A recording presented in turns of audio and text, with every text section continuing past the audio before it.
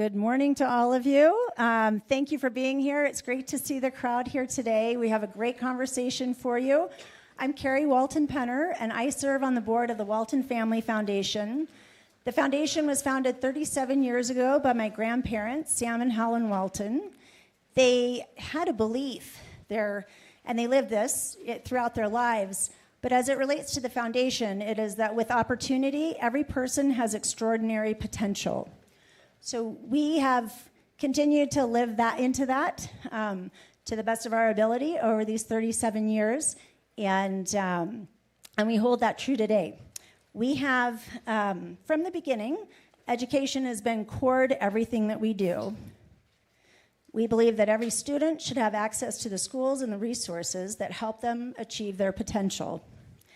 In order to better understand the challenges and barriers to access an education, we partner with those closest to the problem and most affected by it. They often have the best insights as well as the most innovative ideas and solutions. Over the past few years, we've worked with the Gallup poll to ask young people what they thought. One thing we learned is that today's young people want to find purpose in their education. More than half of Gen Z students said they don't feel motivated by what they do day in and day out in school. The good news is that the right mentors can help change that by inspiring, guiding, and advocating for students as they prepare for their futures. Today, we're going to hear about the transformative role of mentoring from a few amazing leaders who have dedicated themselves to this cause. Kaya Henderson is our moderator today. She is a visionary leader who has worked to transform education as a teacher, the chancellor of DC Public Schools, a nonprofit leader multiple times, and she's my fellow board member here at the Aspen Institute. So with that, I'll turn it over to Kaya to introduce the panel. Thank you. Thank you, Carrie. Carrie and I are also contemporaries at the greatest university in this country, Georgetown University, Hoya Saxa. Thank you. I see you. Welcome, everybody, to Dreaming Our Future. I'm Kaya Henderson, and I'm super excited to have what I think might be one of the best panels of the Ideas Festival. I'm going to ask my panel colleagues to introduce themselves, to just give a short, who am I, where am I from, and why am I here, so that the audience kind of gets to know who you are. And I'm going to ask you to start. All right, so my name is Rashawn Williams. I was born and raised in Newark, New Jersey. I come from a family of 6. Currently class of 2026 at Montclair State University as majoring in communication and media. I currently work at Life Academy. KIPP Life Academy as a campus aide, so I basically help around with enrollment packages, delivering, that sort of stuff. I also work Boys and Girls Club, so where I actually want to work with kids, be that type of mentor, towards the kids, be that type of role model. Yeah, that's basically me. Yeah. Thank you, Rashawn. Hello, my name is Naik Artiaga. I am from Los Angeles, California. I've been a part of the KIPP network for 20 years of the 30 years that they've been around. I am a KIPP scholar and also a special education 101 assistant at KIPP Vita in Los Angeles. Peace, my name is Common, and I'm a child of the Most High God. I'm from Chicago, South Side, yes, sir. I'm an artist, and I'm part of an organization, a social impact venture called Free to Dream, and I'm here because we believe that Free to Dream is one of the things that can help change the world, and we're here to build with you all, and my purpose is to be a conduit. So I'm grateful to be here. Thank you, Kaya, and shout out to Mount Vernon. Mount Vernon. We're happy to have all of our guests. I'm going to start coming by asking you if you can share a personal experience about how a mentor or a role model influenced your sense of purpose and happiness at school. Carrie just talked to us about how the poll found that young people benefit from mentorship and role modeling. So who was that person? Tell us about an experience. Well, I think one of the most significant people who influenced me, inspired me, was a teacher named Mr. Brown. He was he was my math teacher, but he taught us more than math. Like, he taught us as young black men how to have character and integrity. I wasn't, I would like to act up in class. People think Common all positive and all that, but I was doing stuff a little kid would do sometimes. And he just at times would really straighten me out by reinforcing that I had something important to give. It wasn't always sweet the way he said it, but it was effective. And his example of the way he treated us really was a living, breathing example of what I could be. And he just like ignited a potential in me that I think, when we talk about our communities and we say underserved, it's really more high potential communities. Mm-hmm. And I was really understanding that, I have this potential to be something, because my other mentors were really distant, like Muhammad Ali and Dr. King and Dr. Maya Angelou. And even through them, I was still mentored, but that direct contact was Mr. Brown. And it was important that it was coming from a black man who understood like who I was and where I was coming from. And that's not to say that your mentorship can't come from other nationalities or people who haven't walked in your shoes, but it has to be some type of understanding, compassion, proximity to know how to nurture and cultivate a young person. Thank you. Yeah. Rashawn, talk about the role of mentors in your life. Who are the important people and how have they made your journey different? All right, so first I want to start with my mom, so me coming from a single parent home. She made sure that, like me growing up watching her do it by herself, she made sure that we all had it and that every day we woke up with a purpose to be better than ourselves from the day before. So it was just me going out, making sure I come home to let my mom know, hey, I was better than yesterday. Mm-hmm. I felt that I was better than yesterday. I know I was better than yesterday. Thank you. Also, it was my second grade math teacher. She's a young black female. She made sure math was my best friend, but me and math not really best friends anymore. But she made sure math was my best friend in second grade. But she also taught us like real world relevance, like the concepts beyond just math inside of school. How to be a young black man, how to walk, how to you characterize yourself, and it's just basically that. So those that I'm sorry, I don't want to talk a lot, but also my two current counselors I have for college, Mr. Greer and Mr. Santana, they helped me also find myself and find a sense of purpose of just being me, finding who I am, and just being an outstanding, great black male. Yeah. Rashawn, I'm going to stay with you for a minute. In high school, did you know what your purpose was? Do you know what your purpose is now? So in high school, no, I didn't. Me just being new to the environment of coming from 8th grade to high school, I was just trying to get settled in. So I was kind of like all over the place. 9th grade me was totally different from 12th grade me, which if you knew me in high school, you've seen it. It was great. That I'm glad I stayed with KIPP because I didn't go to KIPP as my first high school. I went to Metz. So when I transferred, me just over the years thinking about it, it was just like one of my great decision at staying at KIPP because I was able to, opportunities like this, which I'm excited to be here. It was great. Super. Naika, you were a student. Yes, I was a student. At KIPP. And now you're a KIPP educator. Shout out KIPP for the whole pipeline. What role does mentorship play in your current role as a teacher? How is it important to help not just your students academically, but to find their motivation and their happiness? So as a one-on-one assistant in the special education field, it's kind of inevitable and natural in the role to become a mentor. And actually, I didn't even think about it, myself as a mentor until I was brought on this panel. I just thought maybe I was just a teacher, But actually, when you work one-on-one with the student, then you are able to support them emotionally, socially. I work with some of the most vulnerable students in the school system, so I'm able to help them with goals on academics, making sure that I talk to their parents and we're aligned so that the follow-through is a follow-through. And yeah. Naika, how did you decide to become a KIPP educator? Yes, there it is. So I graduated from KIPP Academy of Opportunity, big on the word opportunity. So they gave me that the site on choice, right?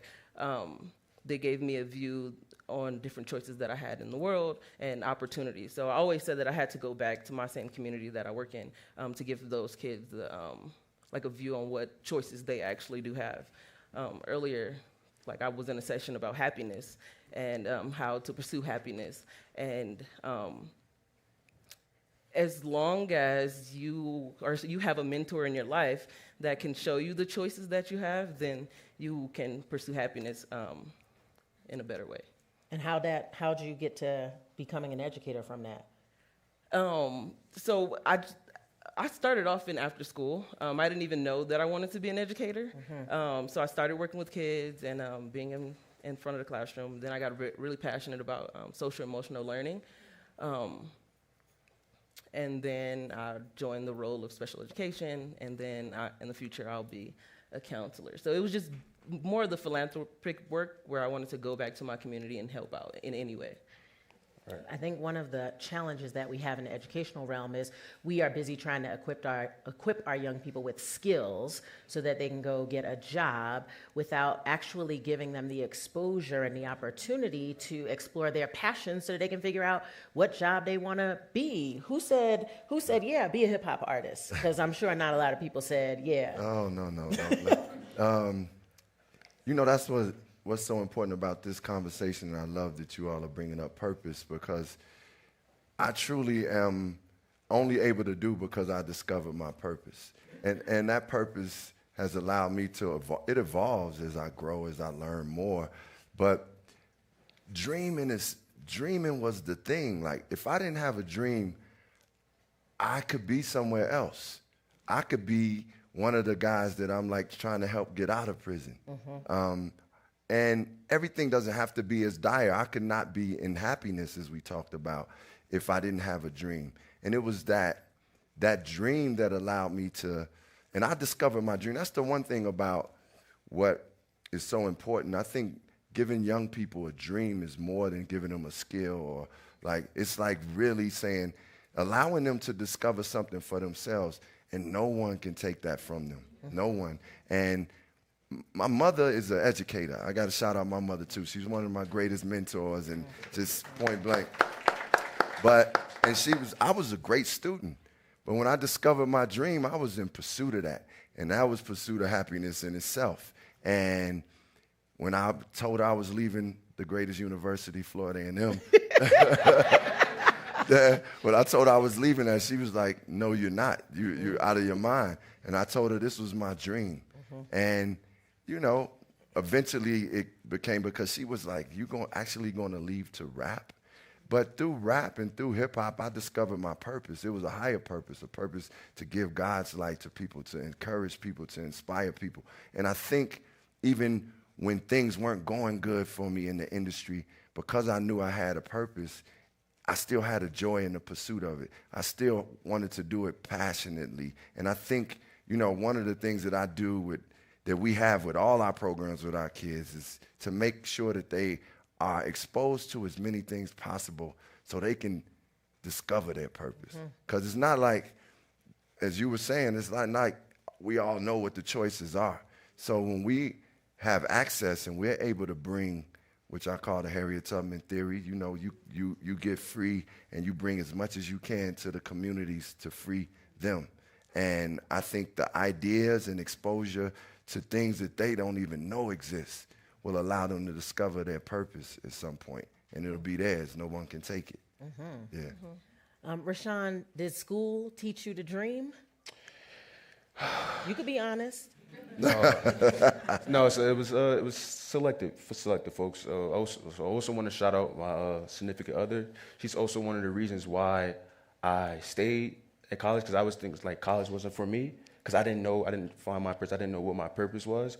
A lot of people like throughout high school, like coaches, teachers, they see me as like a versatile player. So like I was good and like I would try to succeed in everywhere I was put in. But like just growing up, I helped a lot of people. Even now, like for those like the unfortunate, I help a lot. I try my best to help a lot. I try to give. Also with the scholars, I try to be that role model that they didn't have growing up. Also, I try to push my coworkers that I work with to be like their better selves, to come to work with a, a positive mindset, a purpose of, like helping real world situations, helping bring kids and finding kids who aren't able to come to KIPP schools, helping them enroll into KIPP schools, finding families that don't have it, help find the families. So just me being able to know that I'm able to help a lot of people that's something that just, lights the fire in me. Love helping people. What are you studying at Montclair? So just communication and media. At first it was business, but me not being able to like find myself that first year of college, it was kind of hard to stay with that, maintain that 3-point GPA for business. So I had to, start over because I didn't want to be in that place again. So after that, after I found myself, it was 3.5 dean list after that. So I just stuck with communication and media. Come on, clap for that. And what do you think you want to do with that degree? What do you want to do after college? Honestly, after working with KIPP, I just want to stay working with KIPP and just being that help where it's needed. Yeah. All right. Yeah. KIPP is doing something right, y'all. Naika, I think you work with a particular population, Yes. and when we talk about dreaming and purpose, people don't usually think about children with special needs. So talk to me a little bit about how you help cultivate purpose in your particular set of students. So one thing that I like to do in the beginning when I first meet a student is build that relationship with them and find out what they like and what they, how they learn, because people on the spectrum or children on the spectrum tend to learn differently than Gen Ed kids. So, for example, my one student, he really likes art, but he's struggling academically. So what I did was, instead of drilling sight words into his brain, we painted sight words, or we made sight words with Play-Doh. So making the work tangible instead of just, reading words over and over again, or having him sit in the classroom and write words that he might not even know how to read. So just building that relationship and figuring out, how that student learns. And then once we did the artwork and learned the words, now we can go and we can practice those words to make sure that you are actually learning at the same time. Yep. What other things have you seen teachers do to really reach your demographic of students? So we also have students with some behavior issues, right? So allowing that student to, so first building a relationship, right? And then paying attention to the patterns of those kids and allowing them to have breaks when they need breaks, allowing them to learn through play. What else? We talk about technology and how it's not that great, but some kids really learn through technology. So allowing them to have a bit of technology time instead of just listening to a teacher talk the whole entire time. Yeah, thank you. There's research that shows that if kids have a meaningful relationship with one adult over the course of their educational experience, they can be successful. And school is hard, let me tell you. It's hard to do.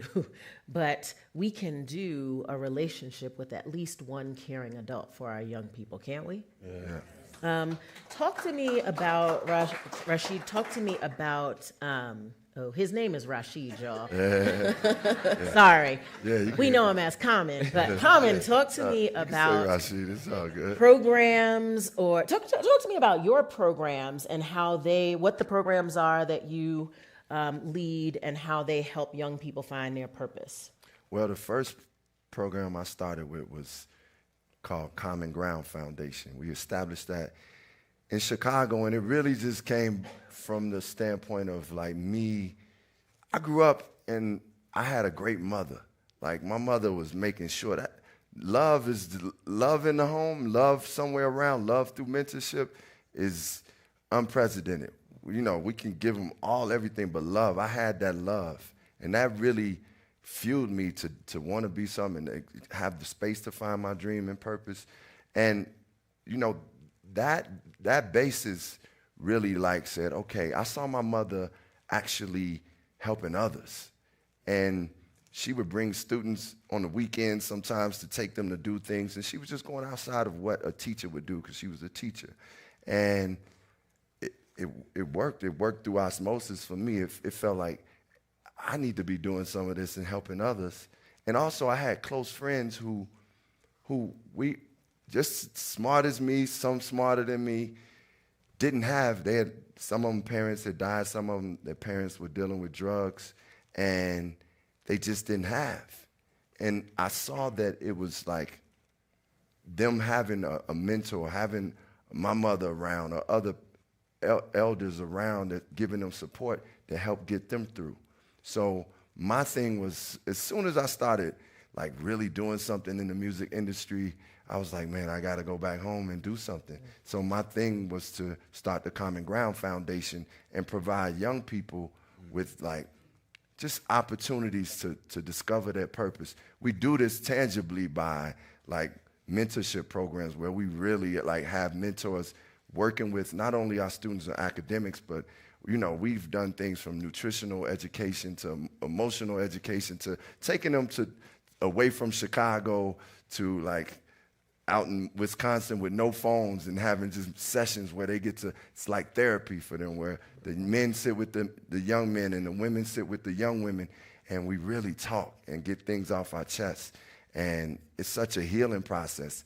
And that is one aspect that I have to say, like, I'm very proud of. From the Common Ground Foundation to the school, we have AIM, which is Art in Motion, that we established in Chicago, which is based on arts.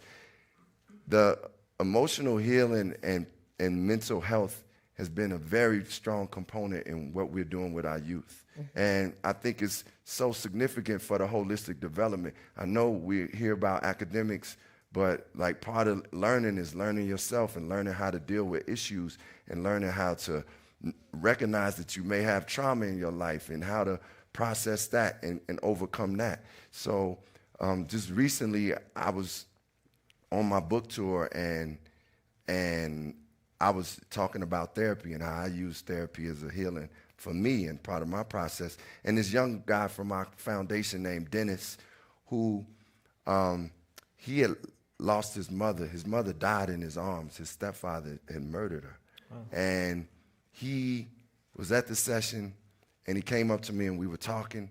And then one of our leaders from Common Ground Foundation told me the next day, because his grandmother had been trying to get him to go to therapy, she said, Dennis said he's going to go to therapy now because he heard another person talking about it, somebody who he looks at it that is successful in doing things, and said, man, I'm actually going to go to therapy. For me, like our development with Free to Dream, because Free to Dream now is the culmination of, it's dealing with all the prison work we do, with education, with wellness and jobs. So that's like, after all the common ground work and the work we were doing with Imagine Justice, we put it all together to just, because it's a hub to like really get everything right, you know, and we're doing our best to do that, and I'm very happy and proud of it, but it stemmed from me just being able to say, hey man, my mother used to do this, I gotta do this, I gotta go back and help, so yeah. Thank you for bringing up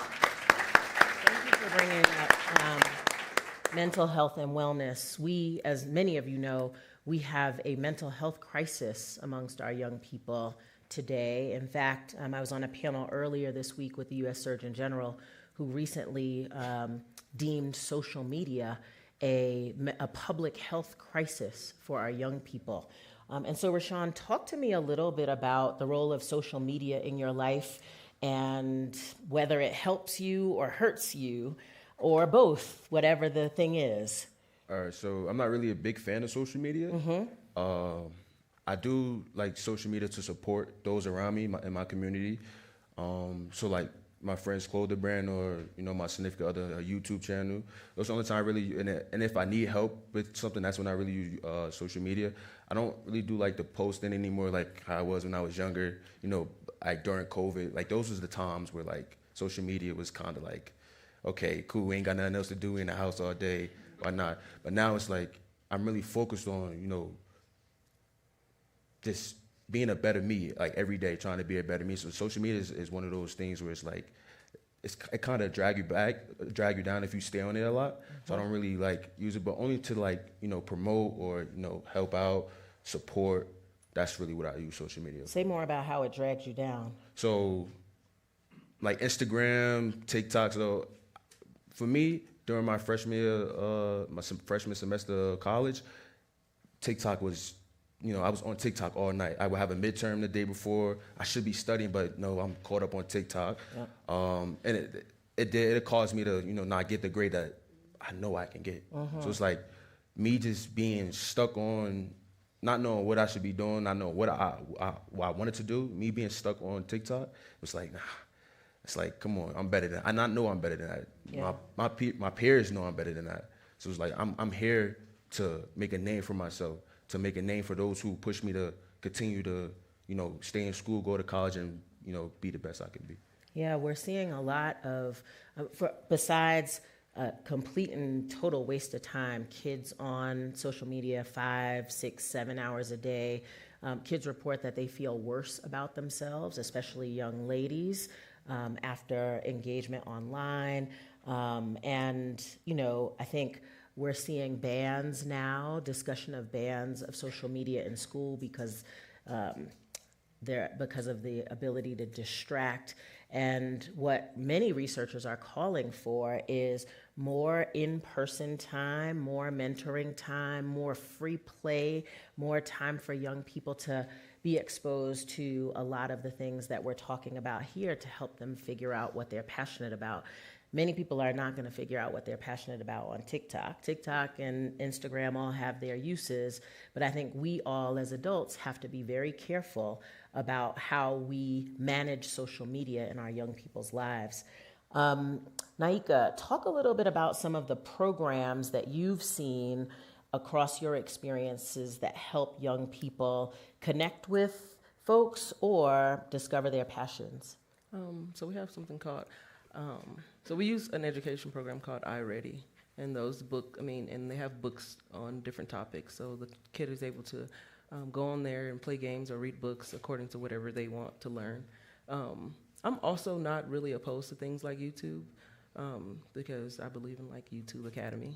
Come on, go for it. There is a lot of great information on the internet. I think that we should kind of filter out the negative things that are being put on the internet. It would be great if we could just use the internet for education, because I use the internet for education myself. Yeah, my student really likes to play with Legos, so on his free time, he watches, we allow him to watch Lego videos or play with Legos. So it can be bad and good at the same time. It depends on how you use the internet. Okay. Schools are my thing, and so I would like us to, and there are lots of educators in the room. If you're an educator, raise your hand. Thank you, I see you. Thank you for doing the work. That's right, clap for the educators. If you could change one thing about school to make it better, to ensure that it helps kids figure out who they are, what would it be? So for me, I'm not really like in the educational field, so I won't really know like how it is with. We could do anything we want in this room. So for me, I want to like start off with like teachers, coming to school with a purpose of teaching the kids, like one to be there to teach the kids, one to see that, I was able to come to work today and my scholars were able to learn from what I taught them, and also with like elements. So like, bless you. So like elements. Kindness, really important. Yeah. So like elements of like community engagements, like teamwork, team bonding, working on like emotions, because a lot of young kids like they don't, they're not there with their emotions. So it's like for the teacher to be there and help them with those type of sort of issues. I feel like that it'll make a kid want to come to school, more and more like eager to learn, knowing that they built this relationship with the teacher. As in, I go to school, she's here to help me. Mm-hmm. Thank you for that. Yeah. Because in spite of the fact, I actually don't believe that any teacher gets up every day trying to do a bad job. Yeah. But I also know that teachers are burnt out, stressed, overworked, and so sometimes they don't show up as their best selves. And what I hear Rashawn saying is, that is the job. Show up as your best self, model purpose, and then your kids will also feel purposeful and goal-oriented, and let's help them manage their emotions and a little bit. Come on, go ahead. I also want to add into it. So coming from me, I was never the type to want help. I saw it as a sign of weakness growing up. So it was like, once I opened up and was able to accept the help, it really it helped a lot. Knowing that I have people that's here that's actually wanting to help me, find me and be who I can be. That's something I see myself doing. I want to be that type of person that kids in a few years oh, Mr. Williams, you helped me find me. I'm glad you was here.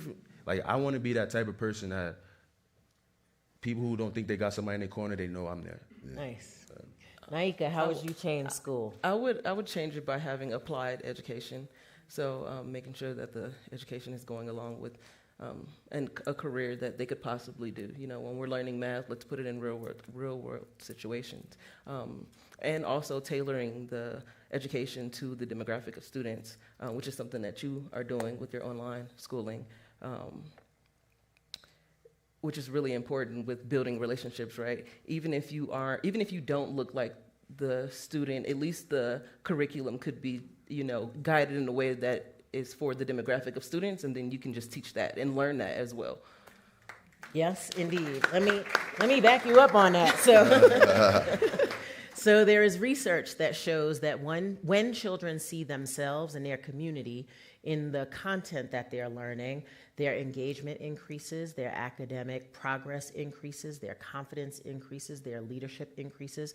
And one of the things that we did at DC Public Schools, when I got there, we were the lowest performing urban school district in the country. When I left, we were the fastest improving. And part of that was because we created curriculum that had African American history and culture, Asian American history and culture, Latino American history and culture, so that the young people that we served actually saw themselves in what they were learning. And that's part of how we got so much academic progress. And teachers are worried because in some places, in some states, the banning of history and culture is alive and well, but to me, it means that we don't just teach these things in school. We teach these things in church or synagogue or in our boys' clubs and our girls' clubs and our YMCAs and wherever else. Learning happens everywhere, and we've got to make sure that we tend to that. Common, how would you change school? Well, I would love to see God put in schools more spirituality, and it doesn't have to be to a specific religion. In fact, allow everybody to express that connection with the Most High, whether you're a Christian, Jewish, Islam, whatever, Buddhist. I think, one thing about spirituality is it allows you to from my experience, it allows me to be more confident in myself, be more in tune in myself, have more of an alignment with my purpose, and honor others in the process. I also would like to see, one of the things that's been very effective for our school in Chicago, AIM, is the meditation room we have. Mm-hmm. I would love to see certain methods of emotional development be put in our schools, yep. like meditation. I think that health and wellness is one of the keys to us behaving better, us functioning in life better. And I think not just health class, because I had health class, but what does health look like for a kid that's on the south side of Chicago, or that's from Mount Vernon, or from Brooklyn, or from New Jersey, or South Central? Giving them opportunities to know what health and wellness is, because another thing is my experience is I've been a lot more clearer, and I have a lot of energy for a 52-year-old, because of. I feel you. But because of health, and I think, some of the behavior that we get, has to do with the foods and things we put in our body, our mental diet also. And to piggyback on what you said, I think we got to take it beyond the schools too, because this is it's a oneness thing. So if we have centers that are helping to develop those things outside of school, it's like you working with the schools then, because it's like, oh, we've created these programs that are really, because some of the best information I got was outside of school. Some of the greatest things I learned about myself, character-wise, came from my uncle was a mentor who said, listen, when I was crying about not getting in the basketball game, go work on your game. Like, I learned about vegetarianism through hip-hop. So it's like creating centers and places outside of school that will work connected with schools in ways to prepare our people, young people, like holistically. So then when they get to school, it's like it ain't as much of an uphill battle. Yeah. Thank you. Yeah. I went to a session yesterday called The Insurrectionists Among Us, and it was about, the January 6th attack and how domestic terrorism is a real problem. And what these experts said is the reason why there's such a rise in hate crimes and domestic terror groups is because these people don't even really believe the things that they are advocating for, but they are looking for a sense of belonging. We're in the midst of a loneliness epidemic in the United States and around the world, and people want to belong to something greater than themselves. How do we think about helping young people feel a sense of belonging before they get out in the world and are online and have to try to belong to groups that may not be particularly healthy? So with me, when I was working with Boys and Girls Club, like from experience, I was never really into it with my emotions. Like it was hard. Like it took up until freshman year of high school to really, get into it with my emotions. So like I knew the signs. I seen the signs when a kid felt like he didn't belong, or if he didn't know something another student did, it was like maybe he didn't understand it the way that student did in the classroom. So I would, pull him to the side and, find a strategy, help him find a way to understand what it is that he's confused on. But just with me, I would try to, make sure like people, all the kids feel like they feel together, like they feel like they belong with this peer, when it's like team bond or whoever want to be a leader. I make a kid be a leader this day, a kid be just for them to get that feeling of, oh, I'm a leader. So I got expectations set for those that's following me. They got to follow me. If I do wrong, then I'm showing them that that's the right thing to do, which is not. So just leadership, team bonding, and just really like praising each other. Where did you feel a sense of belonging in school? I want to say freshman year, basketball. When I made the team as a freshman, it was the brotherhood of a lot of all, it was mainly black African Americans. So it was just us all coming together every day to practice, going into games with the mindset like, even if we do lose, we still got each other back. We always gonna make sure we there for one another. Also with football as well. One teammate down, you run and pick that teammate up, and it's just constantly consistent, just brotherhood. So that was really where I felt the sense of belonging. Yeah, sports is a great place to feel part of something. Naika, what about you? Where have you felt belonging as a young person? Oh, I was going to speak on the education side. You can speak on whatever you want. Okay, but speaking on the educational side, I think that it's really important to have those counselors and mental health advocates at the schools, so that we are teaching students that they can be angry, but also coping skills to get over that anger, and dealing with being sad, and allowing for the kids on the spectrum or in the special education system to feel like they belong with the other gen ed kids. So something that we do at KIPP is allow them to be in the classroom with gen ed kids, and then they also get pulled out for different academic things. But also, even if they aren't in a gen ed classroom all day, allowing them to do electives with the gen ed school so that they can play, and gen ed can learn about them and they can learn about gen ed, and just bringing them together. Thank you. Belonging, Rashid, where'd you feel it? I felt it amongst my friends, my homies. I felt it playing basketball. I felt it when I was able to express myself as an artist, as a writer. That was very important, and that's something I honestly feel like when I talked about schools creativity and arts is such a powerful thing for the human being, for the human soul. And you don't even have to do it as a profession. It could be something that, that you do as an expression. By the way, that rhyme, you don't have to do it. Do it as an expression. That's what I do, But the thing is, I think I started feeling my belonging as I became an artist. And even at the time, it was like I was in a group, and that felt good. Playing sports obviously allowed me to learn to work with people who were from different backgrounds. And also, when I wasn't being the one that was shining, I still had to support them. Those are very important lessons to learn in life. So sports is incredible. Where I say arts helps is like a lot of things in music that I've learned, I've learned about myself by writing songs. Sometimes things that I don't express in my everyday life, my subconscious of creating allows me to know that thing and express that. And it's almost like a reflection of yourself that you get to hear in the art that you create. And it just works on so many levels.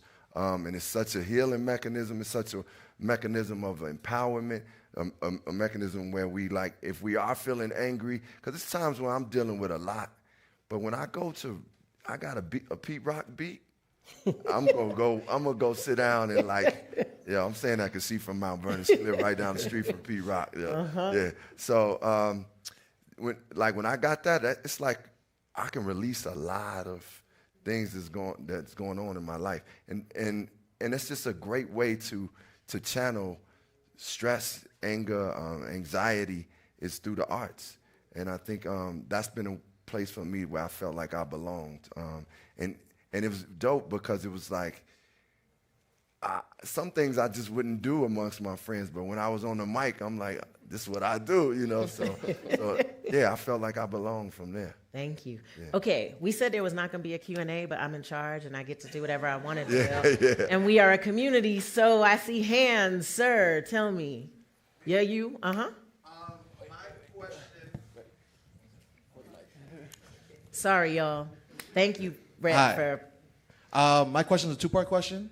One-part question. I got to get some other people in here. All three of you mentioned your community, so I'm curious, what is your dream for your community, and how can us as Aspen support the dream that you have? All right, I like it. Okay. All right, so for me, it's the young. So I see a lot of young kids, during school hours, it's a lot of them just out. So for me, it's to, help those kids find a purpose and happiness to actually want to go to school and stay inside of school and not just be wandering around the streets or do all hours throughout the day. So it's just me helping the young in my community, go to school and stay in school. For me, do we all answer? For me, it's social emotional learning. I'm really passionate about that. And so I'm in school for social work to become a counselor, an elementary school counselor.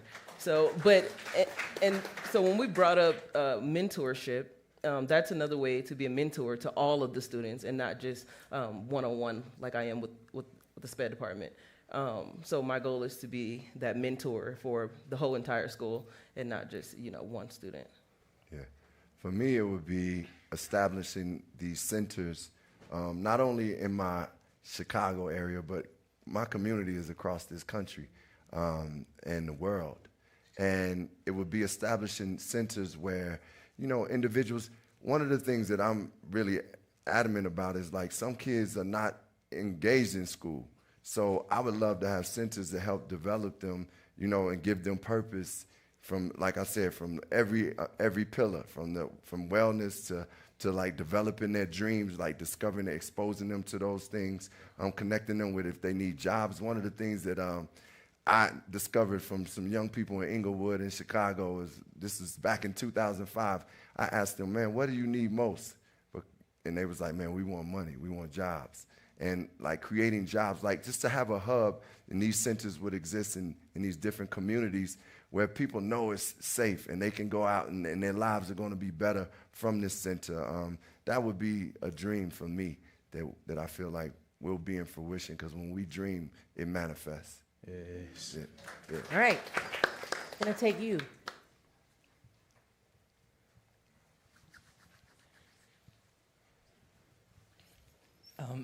So I really liked how you three were talking about belonging and helping kids and all that. And part of the project I was working on was enabling like open dialogue and communication for students so that they see other students be more vulnerable and they feel more comfortable being more vulnerable. And I love the aspects, like for example, like common belonging, like I realized like how when other students feel like they belong, they're more comfortable seeing like being vulnerable themselves, right? Out of all those aspects, like all those different ideas, what do you guys think is most important to allow students to not only feel more comfortable, right, seeing like other people who can relate to their problems, but also like tackling those problems? I'm not sure how to say it exactly. I would say helping the student build confidence, believing in themselves. Yeah. Thank you. Can we get another question in? I see one in the back. This is the lightning round, so ask quick, answer quick. Quick. Social media, you're not on it, but the narrative around young black kids is the negative words. Can you give us words to use to describe you all? Because this group can change the negative narrative we have about young black people. Empowering. Do you want to keep going or?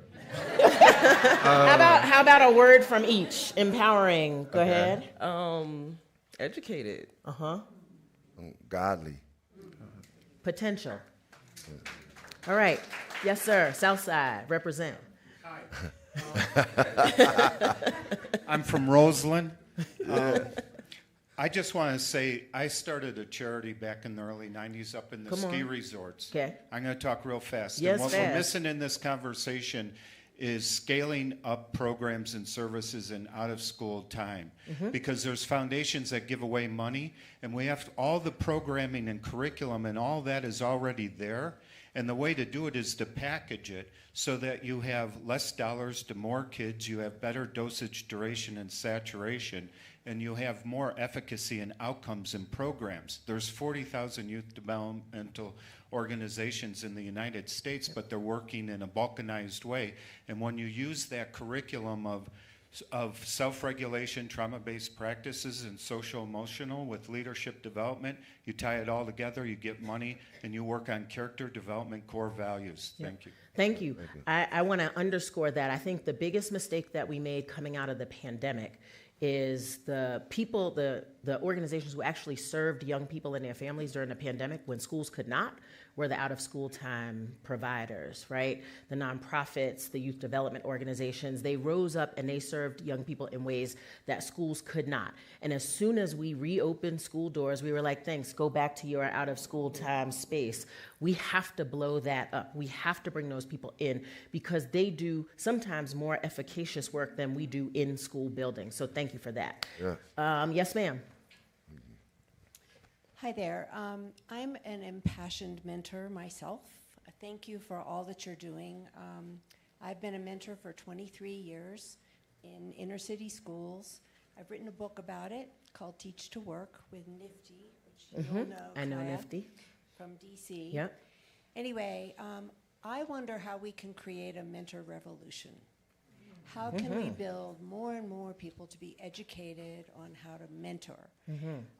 What I have written about mostly is project-based mentoring. It's more skills-oriented to try to bring in more practitioners and professionals to do this good work. So I love what we're all talking about, but how do we leverage it? Thank you. I think that's a good question for all of us as we leave here. How do we create a mentoring revolution? Knowing what that one-on-one relationship looks like and means for young people, there are many of us who have the time, the talents, and the ability to mentor. So how are we all going to work together to create a mentoring revolution? We got 42 seconds left. I want y'all to, I want my panelists to have the last word. What do you want these people to leave here knowing about you, about mentoring, about belonging, about anything? Last word, one sentence. What you got, Rashawn? That mentoring is definitely helpful, and I think we all should be there for those who need it. Thank you. We need more male teachers, more male counselors, and more counselors in general within the school system for mental health for our community. All right. We all have a mentor in us, point blank, and it's very natural. Just find that organic love that you have and just spread that to as many young people as possible. Y'all give this panel a huge round of applause.